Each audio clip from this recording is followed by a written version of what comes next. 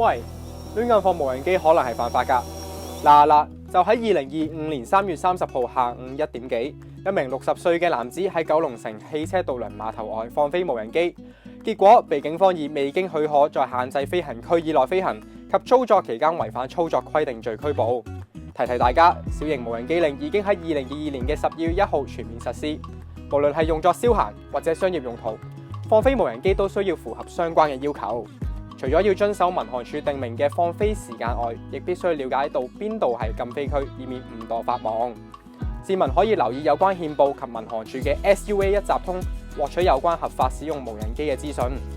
記住，魯莽或者疏忽操作無人機以危害他人或者財產安全，可被罰款10萬蚊及監禁2年。